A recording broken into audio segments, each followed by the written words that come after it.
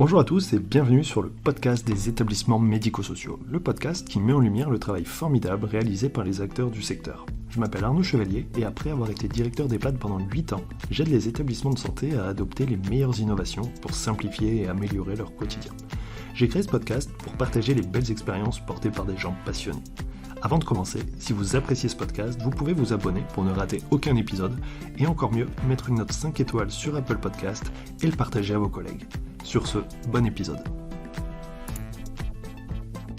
Alors bonjour à tous, aujourd'hui je discute avec Véronique Gémard qui est directrice d'un EHPAD dans le sud-ouest, c'est l'EHPAD Maisonneuve. Et ensemble on va parler d'une solution que vous avez mis en place avec des collègues, il me semble, pour en fait compenser, faire face à la pénurie de soignants dans vos établissements.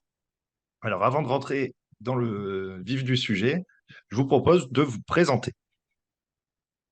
Bonjour, comme vous l'avez dit, je suis avant tout directrice d'un EHPAD qui s'appelle l'EHPAD Maisonneuve, qui est à une trentaine de kilomètres de Toulouse et qui fait partie d'un réseau d'établissements de 3 EHPAD et 3 cliniques en région toulousaine, qui s'appelle le réseau Célinis. Et je suis représentante aussi locale du SYNERPA, qui est le syndicat des métiers du grand âge. Ok. Une question que j'aime bien me poser, qu'est-ce qui vous a amené à travailler en EHPAD? Et c'est une histoire familiale. Chez moi, c'est simple. C'est une entreprise familiale qui a été, pour faire rapide, dans les années 50, mon grand-père a racheté une maison de maître qu'il a transformée en clinique avec un médecin du village. Et cette clinique s'est développée, a été reprise par ses 2 enfants à la mort de mes grands-parents. Et mon père et mon oncle ont consacré leur vie en fait à développer cette activité, ont rajouté l'EHPAD à la demande un peu de la collectivité locale qui cherchait à l'époque un lieu d'hébergement pour les personnes qui avançaient un peu en âge, qui n'étaient pas celles qu'on accueille aujourd'hui évidemment. Et ils ont développé d'autres établissements, ce qui fait que je suis tombée dedans un peu quand j'étais petite. Ok, c'est super intéressant parce que il y a beaucoup d'établissements qui ont été créés comme ça par rapport à des initiatives très locales et très familiales. Il y en a plus beaucoup. Il y en a un Euh, certain nombre parce que nous, on travaille. Alors, j'ai un cousin, hein, on est plusieurs, et un frère qui sont très investis aussi dans cette activité-là. Mais dans notre département, en tout cas, ou dans notre région, on connaît, enfin, on est un certain nombre quand même à être des EHPAD qui ont un peu des histoires parallèles, en fait, avec des parents qui se connaissaient, qui travaillaient ensemble, et des enfants qui se sont connus et qui travaillent maintenant ensemble. Il en reste quand même encore. D'accord. Non, je trouve ça super intéressant. Et alors, vous diriez que ça change quoi? Le fait que ce soit vraiment quelque chose. C'est marrant parce qu'on dit souvent, moi je l'ai souvent dit, nous on est un EHPAD familial parce qu'on a un esprit de famille et puis voilà. Mais là, vous êtes vraiment familial parce que c'est vraiment une histoire familiale. Et du coup, vous diriez que ça change quoi? Je pense que c'est un certain attachement à une vision, probablement, une vision de qualité de service de la population, de service d'un territoire. C'est, enfin, c'est peut-être un peu, mais ce qu'on retient, moi j'ai pas connu mes grands-parents en fait parce qu'ils sont morts avant que j'arrive, mais comme c'est une zone rurale, on a des résidents, on reçoit beaucoup de résidents en fait qui les connaissaient, qui connaissaient la famille, enfin voilà, tout le monde se connaît et qui racontent un peu. Et j'ai pas connu ma grand-mère, mais ce qu'on raconte d'elle régulièrement, c'est elle était très maniaque. Donc elle a repris l'activité, ce qui pas du tout à l'époque, c'était pas du tout une voie professionnelle en fait pour elle, mais elle s'est retrouvée à faire ça et elle était très attachée à tout ce qui était la propreté, que tout soit propre et épousseté, que la nourriture soit bonne et que les gens viennent bien manger. Et bon, voilà, c'est quelque chose qui revient de temps en temps. C'est un petit peu ce genre d'élément, je pense. Donc forcément, ça a été conservé, ça, par mon père et mon oncle, une volonté de garder.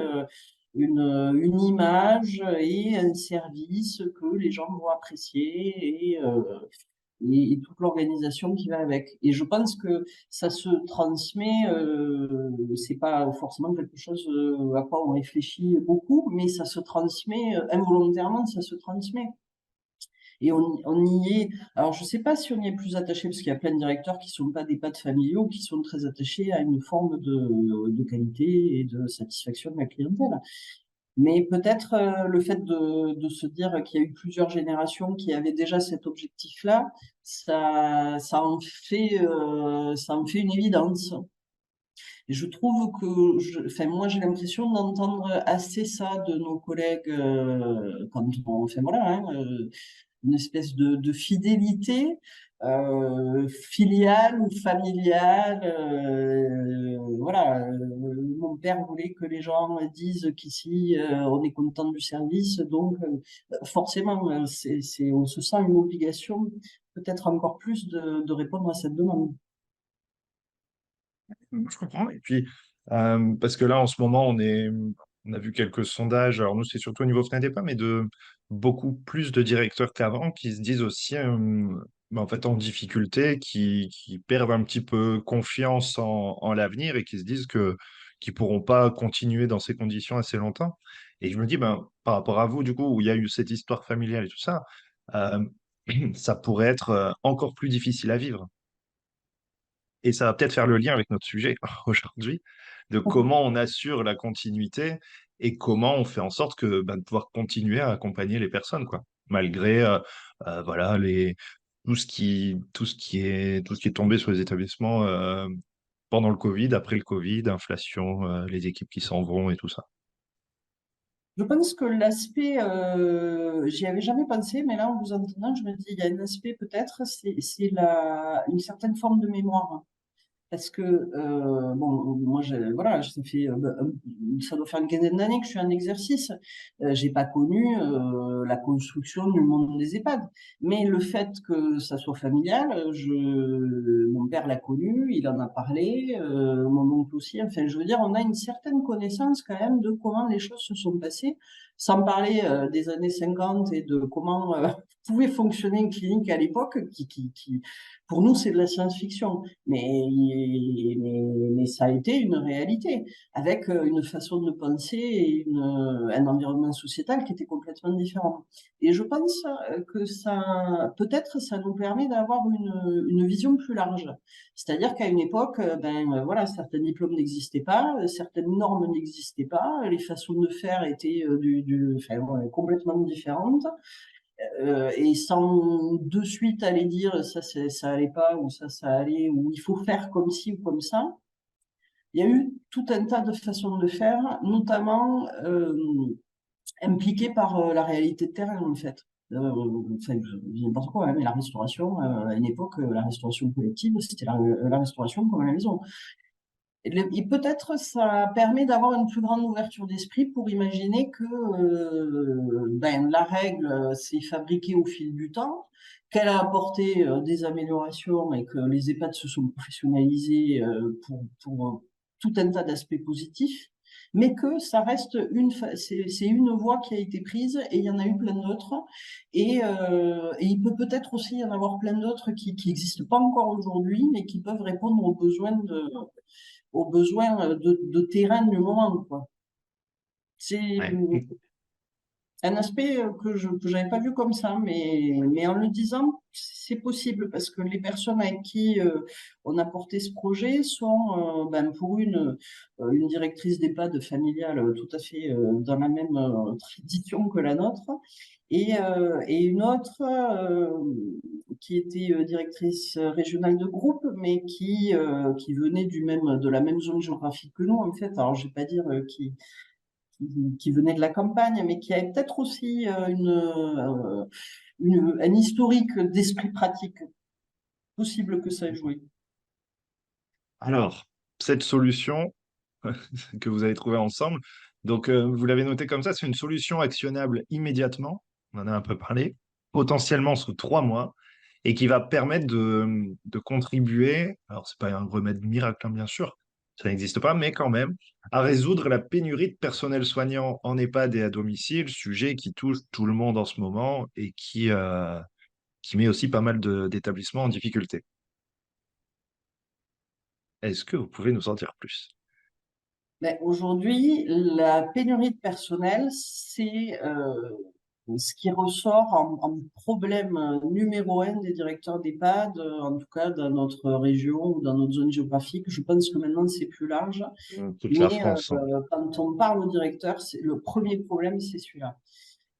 Alors peut-être peut-être on était en avance sur ce problème-là parce que nous cette question elle se pose depuis que moi j'ai démarré mon activité, c'est quelque chose qu'on a toujours connu. Pas suffisamment de candidatures de soignants diplômés, pas d'aides-soignants, difficulté pour avoir des infirmiers. C'était pas le cas c'était très inégal sur le territoire français pendant plusieurs années. Aujourd'hui, il semble que ça soit quand même assez généralisé pour que, on se pose peut-être la question de régler ce problème-là ou de mettre tous les moyens pour régler ce problème-là, ce qui permettrait d'en dénouer d'autres certainement qui en découlent. Alors, je ne sais pas par quel bout le prendre. Nous, c'est une question qu'on s'est posée depuis toujours parce on a été concernés depuis toujours, mais on était un certain nombre dans notre département et je pense qu'on a vraiment commencé à travailler la question c'est autour de 2008-2009 où on a essayer de faire peut-être comprendre que cette question-là était essentielle et qu'il fallait y trouver une solution. Concrètement, ce que j'ai toujours connu et ce que font, à mon avis, quasiment tous les établissements, c'est qu'on ne peut pas recruter les soignants dont on a besoin, on ne peut pas les remplacer, on n'a pas les candidats, on n'a pas les candidats diplômés ou compétents. Et on travaille. On a par contre des candidatures de personnes qui sont intéressées par les personnes âgées, mais qui connaissent pas le secteur et qui ont aucune pratique professionnelle, mais qui ont envie d'exercer un métier qui a du sens au service de la personne Mm. et qui postulent dans nos établissements depuis toujours. Et ces personnes-là, pris par l'urgence de remplacer vite, d'avoir personne, on les prend très rapidement, on les forme très rapidement en interne sur 2 jours avant qu'ils prennent leur poste parce que c'est très compliqué de faire beaucoup mieux. Et Si tout va ensuite, bien, si tout on va va bien. pas se mentir, si tout va bien. Parce que des fois, on a prévu les 2 jours, mais en fait, tout de suite, faut y aller, quoi. Voilà, c'est vrai, c'est vrai qu'il y a le cas où il en manque 3 ou 4, on n'a personne, et la personne qui vient de doubler, ben, on n'a pas vraiment d'autre choix que de faire, de la mettre en poste et puis d'essayer de pallier pour la rassurer et pour lui donner des bases du métier, mais c'est pas en 2 jours qu'on peut former une soignante. Donc ça, c'est la solution, je pense, la seule solution qui reste aux établissements, en fait, hein, pas d'autre choix que de faire comme ça. C'est pas satisfaisant pour les établissements, parce que évidemment, c'est pas comme ça qu'on souhaite travailler, et c'est pas satisfaisant pour les personnes qui découvrent le secteur. Quand elles arrivent, enfin bon, voilà, c'est pas découvrir tout un métier dans des conditions où il manque du monde, en étant formé par des gens qui, si tout va bien, qui ont le temps et qui le font très bien, mais si, comme effectivement, hein, comme vous dites, si on n'a pas le temps ou s'il y en a beaucoup à former, ben, ont plus ou moins de patience et de savoir-faire, c'est ni rassurant ni satisfaisant pour le nouveau salarié. Et Et ça puis, donne, non, pardon, et puis je dirais aussi, on perd beaucoup de gens qui ont envie de venir travailler et puis finalement qui se retrouvent dans des conditions, des mauvaises conditions d'accueil et les premiers jours et qui du coup prennent peur et s'en vont. Et on perd aussi du coup les gens qui sont pas encore diplômés mais qui ont cette motivation parce qu'ils arrivent dans un environnement trop compliqué où on n'a pas le temps de bien les accompagner, de bien les accueillir. Et ça, c'est aussi catastrophique parce qu'à la fois, il manque des gens diplômés, mais on fait fuir ceux qui pourraient nous rejoindre. ben, toutes les conditions sont réunies pour qu'il n'y ait pas d'attractivité, puisqu'on parle beaucoup d'attractivité. C'est ça. Si on arrive, on n'a pas du tout la même image, et ça, on l'a constaté toujours, hein, mais tout le monde le constate. Quand on arrive un peu préparé, qu'on est accueilli avec du temps consacré, avec des équipes qui travaillent de façon correcte, qui ont le temps et avec une bonne ambiance et tout le monde qui a le temps de faire son travail comme il faut, ou quand on arrive et que il manque du monde, tout le monde court partout, il y a l'urgence, personne n'a le temps de s'occuper des nouveaux. Enfin, évidemment, ils se retrouvent là, ils connaissent pas le secteur et ils se disent, mais on entend partout que l'EHPAD, c'est pas des conditions de travail agréables ou autres. C'est sûr que s'ils arrivent sur un moment comme ça va pas leur donner une image positive. Sans compter qu'il y a aussi l'aspect personne âgée purement et simplement, c'est-à-dire que euh, les, les personnes qui sont pas de ce secteur d'activité ont souvent une image un peu différente de la personne âgée en EHPAD que la réalité. Pour eux, parce que ces personnes très âgées qu'on accueille, très grand âge, très grande dépendance, elles sont quand même très mal connues du grand public. Et on a des gens qui arrivent en se disant, moi je travaille avec les personnes âgées, ils pensent un peu à leurs grands-parents qui étaient plutôt en forme. Quand on leur dit et qu'on leur explique, mais nous, c'est pas ce profil-là qu'on accueille, c'est quand même des gens qui sont très, très âgés, qui ont tous plus de 90 ans, qui sont très dépendants, qui sont très Alzheimer, qui sont très déficients. Ben, il y a certaines personnes, elles sont pas du tout préparées. Donc, le choc peut être aussi, elles ont la volonté et ça les intéresse, mais la préparation est pas bonne, quoi. Bien sûr. Et donc, vous, le principe, donc, ça a été de monter en fait un système de formation avec des partenariats, de nombreux partenariats. Vous n'avez pas fait ça dans votre coin, mais vous l'avez vraiment fait ensemble pour justement former ces personnes qui viennent vous solliciter, qui ont envie de travailler, mais qui en fait ils connaissent pas encore grand-chose, quoi. Il manquait un échelon en fait, puisque on a des gens, voilà, on a toujours eu des gens qui sont arrivés dans le métier, qui ont commencé sans formation et sans compétences de base, qui ont découvert, pour certains qui avaient déjà l'envie, mais d'autres qui l'avaient pas forcément, qui ont découvert un métier qu'ils connaissaient pas du tout et qui ont trouvé beaucoup de richesse, mais qui ont dû enfin, faire leur apprentissage sur le terrain avec de la formation interne, avec beaucoup de temps passé et dans les conditions qu'on a dit qui sont pas idéales, mais qui ont quand même aimé le métier et qui ont découvert que c'était un métier qui leur correspondait tout à fait et qui ont fait leur carrière là-dedans.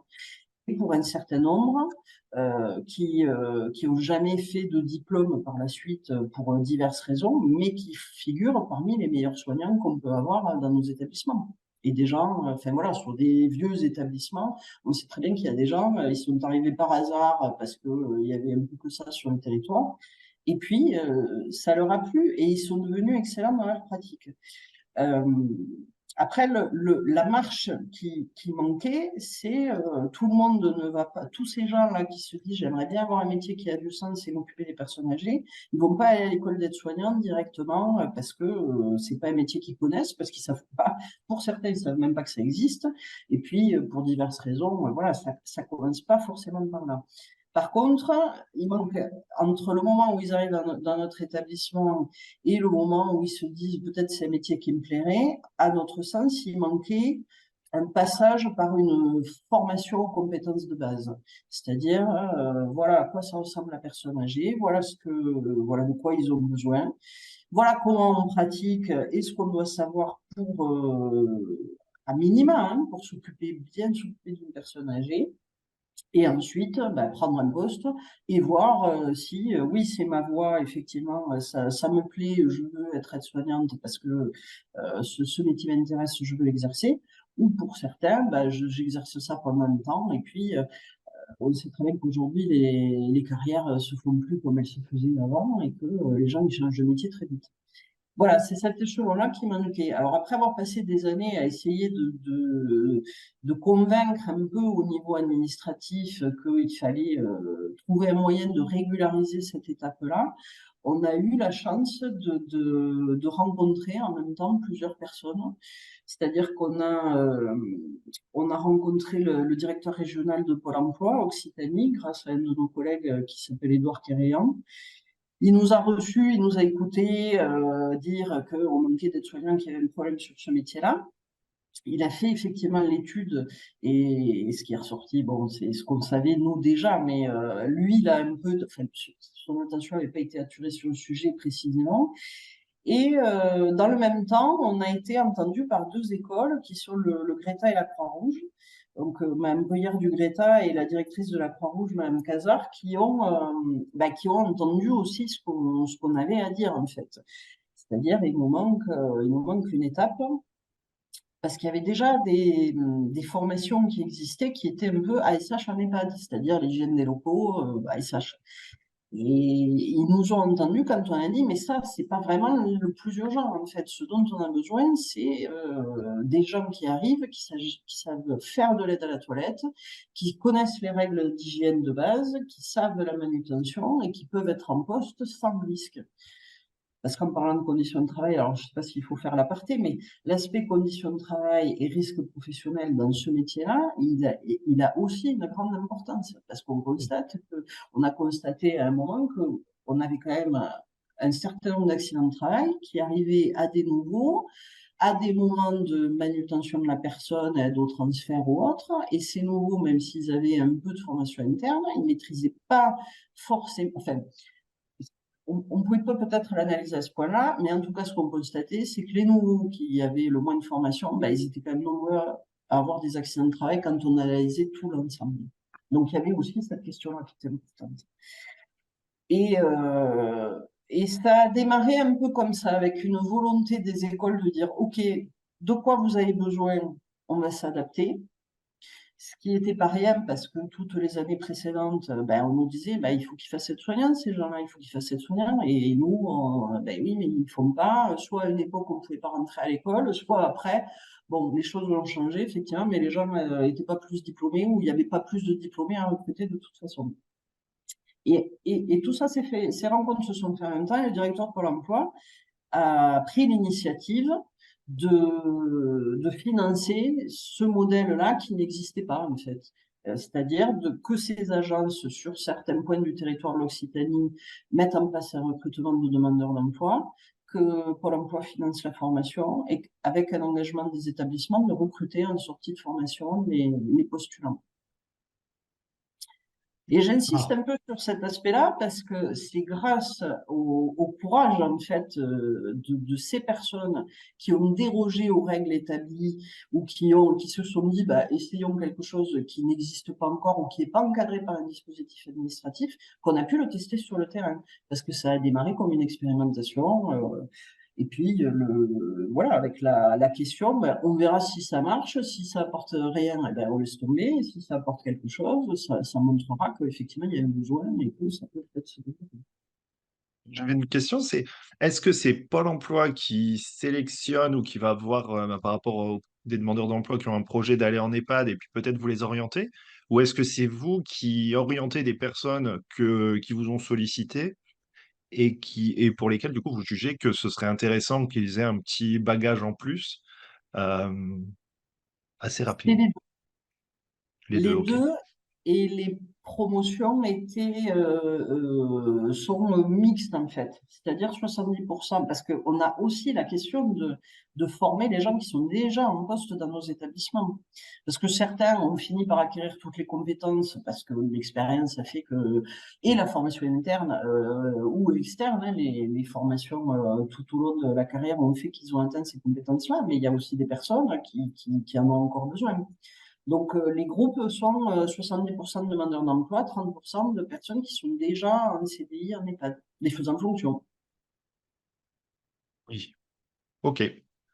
C'est sûr que c'est toute cette question des faisans fonction et d'avoir une formation aussi plus structurée, parce que là, c'est 3 mois, c'est un volume horaire qui est quand même très conséquent. C'est pas juste, ben voilà, vous allez faire une formation hygiène des locaux, et puis ça, même si c'est une semaine, en fait, on n'a pas, voilà, il n'y a pas forcément cette acculturation, et puis cette vision globale du fonctionnement des établissements, de la sécurité qu'il peut y avoir, tant pour les professionnels que pour les résidents.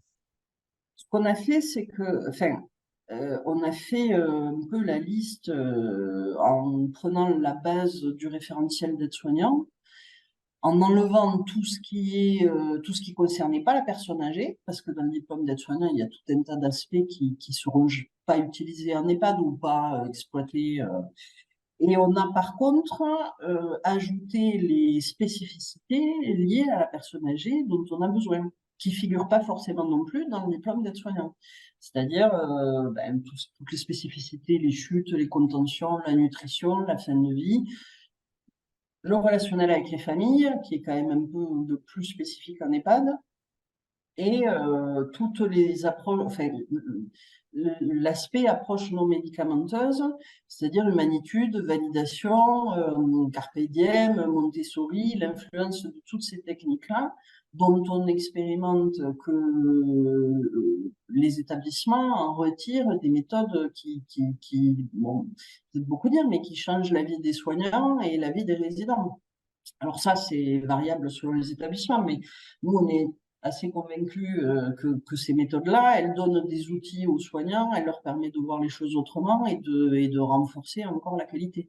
Mais c'est pas des aspects qui sont encore développés dans les formations diplômantes. Donc, on a fait un peu cette réflexion-là, et les écoles qui ont été très à l'écoute ont adapté le référentiel dans ce sens-là.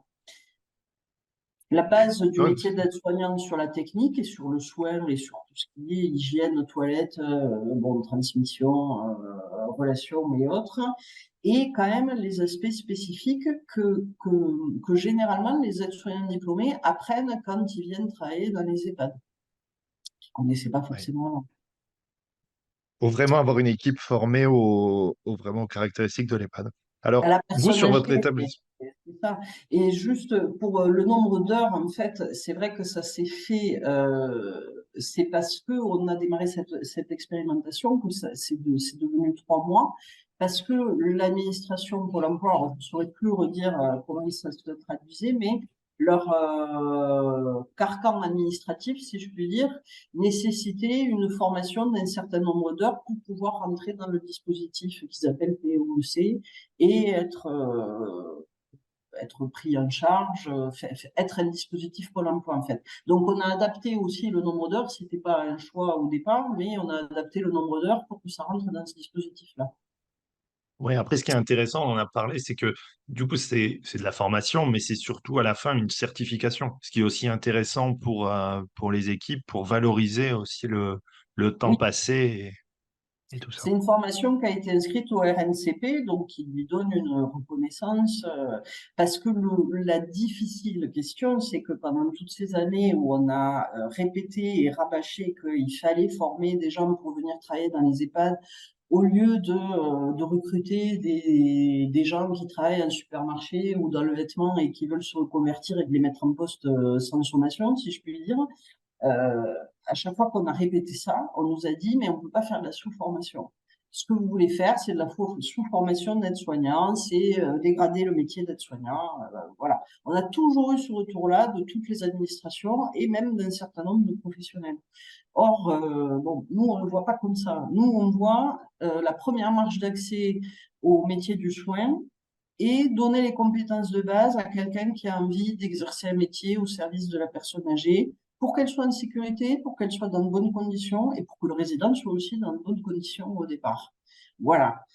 Euh, donc, Ce qui est une étape, hein. c'est pas de la sous-formation, c'est une formation qui est pensée. Alors justement, le fait d'avoir eu ce partenariat avec les écoles, ça a permis. Nous, on avait développé des petits programmes de formation entre nous, avec des formateurs internes, hein, médecins locaux, infirmières, enfin bon, voilà, c'est un peu ce qu'on faisait à l'époque.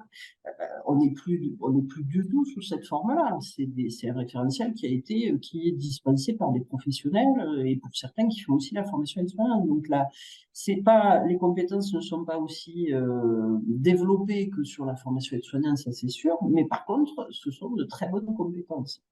Et ça, on a pu l'expérimenter sur le terrain en voyant que les gens qui ont fait, évidemment, qui sont pas aides-soignants diplômés après 3 mois de formation, mais quand ils arrivent dans nos établissements, en n'ayant pas d'expérience de la profession auparavant, ils ont quand même toutes les connaissances qu'il leur faut pour démarrer dans de bonnes conditions. Pour eux, pour nous, pour les résidents et même pour les familles. Et après, évidemment, l'expérience fait qu'ils s'améliorent au fur et à mesure et qu'il y a toujours une base d'amélioration. Une partie fait d'ailleurs ou la VAE ou va en formation pour faire le diplôme d'aide-soignant, parce que ça reste la référence et on n'a jamais pensé qu'il fallait remplacer pour l'instant le diplôme d'aide-soignant. Mais par contre, de façon pratico-pratique, ça permet un accès bien plus sécurisé. Ça, c'est les retours qu'on a des personnes qui sont arrivés dans le système avec ce parcours-là, c'est quand même pas du tout le même ressenti que ceux qui sont arrivés, puisqu'on fait facilement la comparaison, que ceux qui sont arrivés, qui disaient bah, ça m'intéresse, ok, venez demain et puis on vous expliquera comment il faut faire. C'est pas du tout le même ressenti. Après, par contre, une précision, c'est que euh, Pôle emploi fait les réunions d'information. Les écoles expliquent en quoi ça consiste et ils font la sélection des demandeurs d'emploi. Mais par contre, pour entrer dans le dispositif, c'est obligatoire de faire 2 semaines de mise en situation professionnelle. C'est-à-dire 2 semaines de stage dans un EHPAD pour les gens qui ont aucune expérience et aucune connaissance. Justement, pour qu'ils puissent quand même voir et toucher du doigt, j'adore la personne âgée, je veux être à leur service. Il faut que ça puisse être expérimenté concrètement par les demandeurs d'emploi avant qu'ils puissent vraiment savoir s'ils pensent que c'est pour eux ou pas. Bien sûr. Sinon, Euh, ouais. donc, c'est un dispositif qui date d'avant le Covid. Oui. Ma question, vous avez commencé à y répondre, mais en gros, vous, qu'est-ce qui a changé dans votre établissement? Qu'est-ce que ça a apporté? Ah ben, ça a apporté de la qualité, c'est un peu ce que je viens de dire. En fait, l'expérimentation a permis de montrer qu'on ne se trompait pas. Les gens qui ont été formés ont été très contents de la formation, que ce soit des CDI, on a formé des CDI qui ont été très contents d'avoir le complément qui leur manquait aussi des fois, parce que sur certaines choses, ils savaient ce qu'il fallait faire, mais ils ne savaient pas forcément pourquoi, ils savaient pas. Il leur manquait des mailles à la chaîne, en fait. Donc, ils ont été contents de pouvoir rattraper certains wagons. Et pour ceux qui étaient demandeurs d'emploi, ça a permis de les conforter dans leur projet et d'obtenir un CDI aussi directement pour certains et de leur faire prendre un poste de façon. C'est-à-dire que c'est des gens qu'on recrute. Bien sûr qu'il faut. Alors, pour une partie, ils sont déjà venus en stage parce que ce qu'on n'a pas dit, c'est que dans cette formation, il y a quand même des périodes de stage. Donc, c'est des gens qui étaient déjà venus en stage, donc qui avaient commencé, qui se familiarisaient avec l'établissement et avec les méthodes et qui sont arrivés comme des vrais professionnels, en fait. Quand ils ont pris leur poste, au premier jour, on les a fait doubler parce qu'on le fait pour n'importe quelle catégorie de métier. Mais après, ils ont pris leur poste et ils savaient ce qu'il fallait faire. Aucune question ne s'est posée à part de l'accompagnement, comme on le ferait pour n'importe quel soignant diplômé. Ce qui n'est pas du tout le même accompagnement que quelqu'un qui ne connaît pas le métier et qu'il faut encadrer plus pendant beaucoup plus longtemps.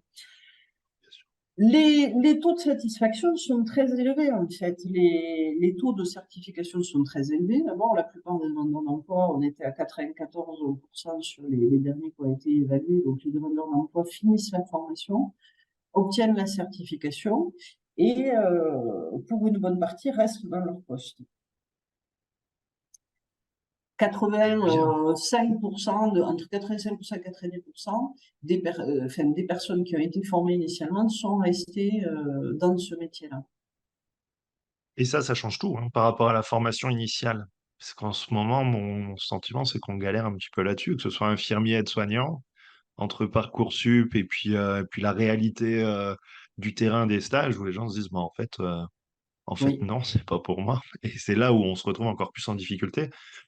Est-ce que pour vous, est-ce que vous avez encore du coup des difficultés à recruter ou est-ce que le dispositif il permet justement de pourvoir au moins à tous les postes, quoi? Je parle pas des Ah, remplacements, dernière minute, l'absentéisme et tout ça, mais non, parce qu'il faudrait, il y a une question numérique là-dedans. Il faudrait en former beaucoup plus. On a formé, alors on a formé, les écoles ont formé à peu près 500 personnes, un peu plus de 500 personnes depuis 2019, mais sur toute l'Occitanie, dans tout un tas de villes, qui est une Toulouse, très très grande Montpellier, région. Ok. voilà. Mais en 2019, juste avant qu'on démarre, il manquait 3000 aides-soignants sur toute la région. Ça, c'était avant le Covid. On n'a pas réévalué parce on a fait ce comptage-là pendant des années avec des estimations combien il en manque pour essayer de faire comprendre que numériquement, il n'y a pas assez d'aides-soignants et même si on augmente un peu les quotas, on en forme de toute façon pas suffisamment pour répondre aux besoins. D'autant plus avec ce que vous dites, c'est qu'on sait très bien maintenant qu'il y a beaucoup de soignants qui quittent le métier rapidement après le diplôme, 2 ou 3 ans après être diplômé, quand c'est pas directement en sortant de l'école, énormément de soignants sont déjà partis faire votre métier. Donc, il y a une question d'effet numérique. Il faudrait former en masse, enfin, ça c'est ce qu'on a toujours pensé, mais il faudrait former en masse. Il faudrait que ce type de dispositif soit déployé en masse sur une région pour pouvoir absorber tous ces postes qui sont pas pourvus et qu'on puisse peut-être repartir sur une base où on alimente au fur et à mesure. Mais là, aujourd'hui, il faut d'abord pallier tous ces postes manquants. Et c'est plutôt l'inverse qui se passe, c'est qu'il y a de plus en plus de postes non pourvus. Et la formation, elle comble une infime partie pour l'instant. Puis c'est un cercle vicieux, il vous manque quelqu'un dans l'équipe, donc en fait ça démobilise, ça démotive des gens qui, enfin, voilà, Oui. qui travaillent, qui sont là, de voir qu'il manque toujours du monde et que même les anciens s'en vont et qu'on n'arrive pas à remplacer, il y a un cercle vicieux. Alors c'est vrai que c'est un bon moyen aussi d'enrayer en intégrant des nouvelles personnes et en faisant en sorte que ça se passe bien, qu'elles aient envie de rester, qu'elles soient pas en difficulté. Puis vous l'avez dit aussi, tant qu'à faire, qu'il n'y ait pas d'accident, quoi, accident de travail, qu'elles se blessent pas, parce que c'est un moyen, enfin, c'est encore quelque chose qui fait qu'on les perd et c'est terrible, quoi. Disons que ça satisfait tout le monde, parce que c'est vrai qu'on parle, les gens qui prennent leur poste, ils sont contents, parce qu'ils ont les connaissances qu'il faut, ils commencent à travailler, ça se passe dans de bonnes conditions. Mais les équipes en poste aussi, ça change tout pour elles. Parce que les équipes en poste, pour qui il manque du monde, avoir sans arrêt des nouveaux à former et une partie de l'équipe qui est pas au point, en fait, et qui apprend au fur et à mesure, c'est extrêmement lourd. Donc, eux aussi nous disent, mais quand on voit quelqu'un arriver qui a déjà toutes les compétences de base qu'il faut, ça change tout. Il sait déjà travailler, donc il suffit de lui dire un peu quelques subtilités, puis après, voilà, chaque établissement a sa façon de faire, sa S'habituer à philosophie. l'organisation. Mm. C'est bien plus confortable. Et en fait, ce que demandent les soignants, et là où on a une certaine incompréhension sur le fait que ce soit si long et si difficile de déployer, de valider enfin ce type de dispositif, c'est que les soignants demandent ça. Ils veulent quoi? Ils veulent une bonne organisation, une équipe complète et suffisante pour que chacun puisse avoir ses tâches à faire et avoir le temps de les faire correctement et que tout le monde avoir l'impression que tout le monde va dans le même sens et que ça correspond à leurs valeurs et à ce qu'ils souhaitent apporter il faut ce métier-là. Enfin voilà, hein, la plupart de nos soignants, ils ont des raisons de faire ce métier-là. Ils le font pas par hasard, parce qu'ils veulent le faire bien, parce qu'ils veulent que la qualité soit là pour les personnes âgées. Ils veulent être contents de leur travail. C'est ce qui est quand même rien d'extraordinaire et qu'on sait depuis des milliers d'années. Seulement, voilà, tout ce qui les empêche de pouvoir le faire, enfin en tout cas, un élément essentiel de ce qui les empêche de pouvoir le faire, c'est d'être sans arrêt confrontés. Il manque des gens, ou alors il y a des remplaçants, mais c'est pas les remplaçants qui nous permettent de garder cette dynamique d'équipe efficace. Ouais. Donc, C'est un sujet que j'ai souvent entendu où ils disent, mais si c'est pour remplacer avec des gens qui arrivent comme ça et qui sont pas préparés, des fois même ils nous disaient, mais laissez tomber, en fait, remplacez pas, ça sert à rien. Si les gens, oui. ils ont pas les compétences, c'est encore plus compliqué. Et c'est terrible d'en arriver là parce qu'on est dans un environnement où, bah voilà, derrière, après, c'est la qualité de l'accompagnement, c'est le temps passé auprès des résidents qui en pâtit Et et c'est c'est toute la terrible. richesse du métier aussi, parce que nos soignants, ils font ça parce qu'ils veulent ça. Mais s'ils ne le trouvent pas, à force d'être dans des conditions dégradées et d'avoir le sentiment de mal travailler jour après jour après jour après jour, Alors ça, on le voit dans les articles, ça, mais ça aussi, ça fait 10 ans qu'on voit ça dans des articles, dans des études, on sait très bien que oui, au bout d'un moment, c'est une espèce de forme de désespérance, en fait. Ils se disent, mais moi, c'est pas comme ça que je veux travailler. Si je peux jamais travailler comme j'ai envie, c'est-à-dire en ayant le sentiment de bien faire les choses et d'apporter quelque chose de valeur à la personne, ben, je préfère pas le faire. Et c'est ce cercle vicieux-là qu'on continue à alimenter année après année. Alors c'est sûr que le Covid a quand même largement accéléré les choses en fait, hein, parce que comme je vous dis, à un moment, il y avait certaines régions qui étaient très touchées par la pénurie, c'était pas toutes. Après, ça a commencé quand même à être beaucoup plus répandu, et puis le Covid a amené un coup d'accélérateur magistral. C'est vrai que notre espoir, ça a été à ce moment-là de se dire, bon, la situation empirant de jour en jour, ce type d'initiative qui n'est pas la seule, hein, parce que la nôtre, nous, on l'a développée dans notre région parce qu'on s'est trouvé en situation de le faire, parce qu'on était délégué local, parce qu'on a rencontré ces personnes-là et qu'on était en position de le faire. Mais des directeurs d'EHPAD ont pris ce type d'initiative dans d'autres régions. Alors, ils n'ont pas fait le même programme, ils ont pas, le dispositif n'est pas tout à fait le même, mais la base, la substance, c'est quand même la même. C'est-à-dire former des gens avant qu'ils viennent travailler en EHPAD pour qu'ils puissent, pour que ça soit, ça paraît la base. C'est rien d'extraordinaire. Mais on n'arrive pas un peu à passer le cap d'en faire un dispositif massif qui permettrait une fois pour toutes que les directeurs puissent recruter les gens dont ils ont besoin, aux équipes de travailler comme il faut et qui permettrait aussi, en allant plus loin, de permettre aux EHPAD d'arrêter un peu de passer pour les mauvais élèves du système de santé, ce qui n'est pas le cas. Ouais, tout à fait. C'est la question, pourquoi on le fait pas? Pourquoi? Qu'est-ce qui bloque? Alors après, il y a plein de réponses, hein. Vous avez parlé de la sous-formation. Je pense qu'il y a une question aussi de- voilà, dans le cadre des formations, des diplômes et tout ça aussi de rigidité. On ne change pas les choses du jour au lendemain, mais pourtant, là, il y a quand même une Oui. solution rapide, efficace, quoi.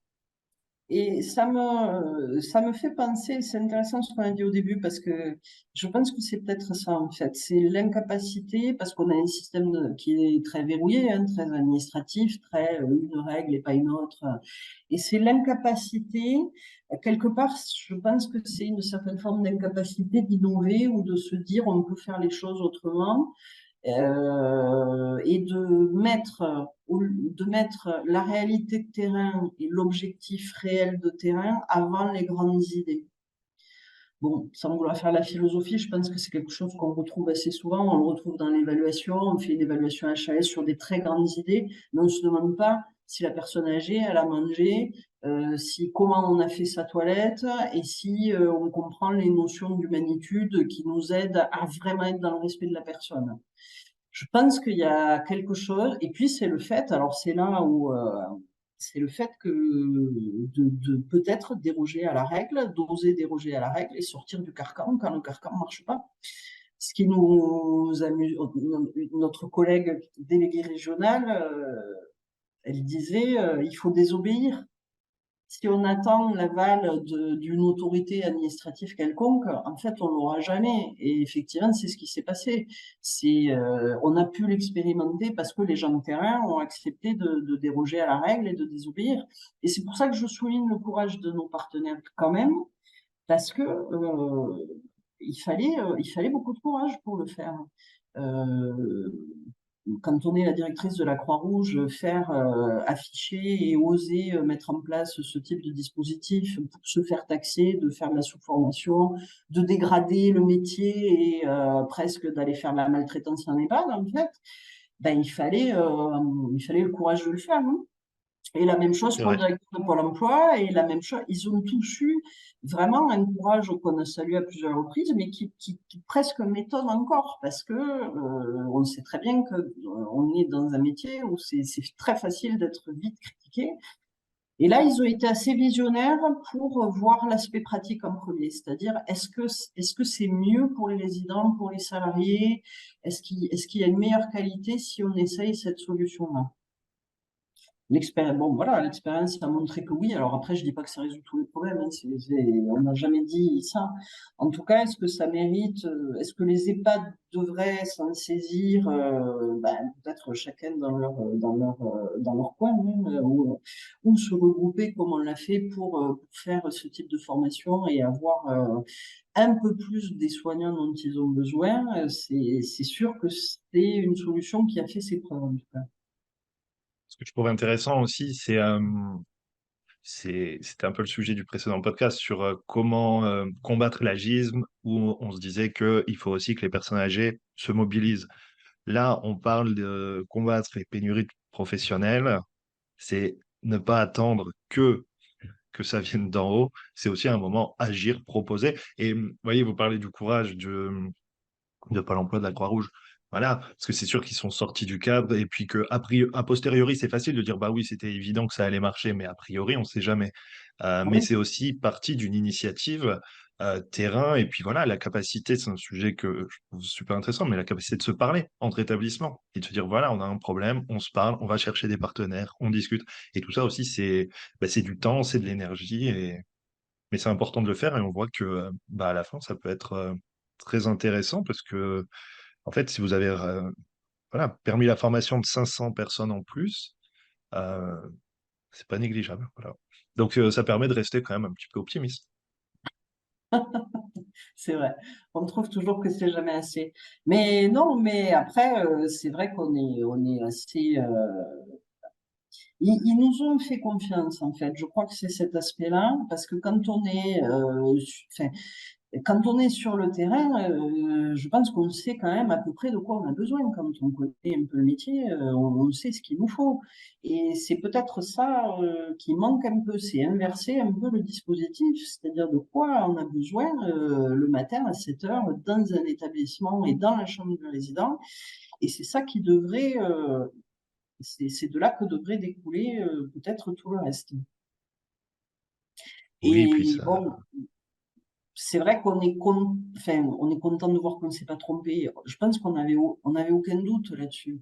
Quelqu'un à qui vous donnez, parce qu'on l'a expérimenté pendant des années, on a bien vu que des gens qu'on mettait en formation, quand ils apprenaient ce qu'ils avaient besoin de savoir pour s'occuper bien d'une personne âgée, ça changeait tout.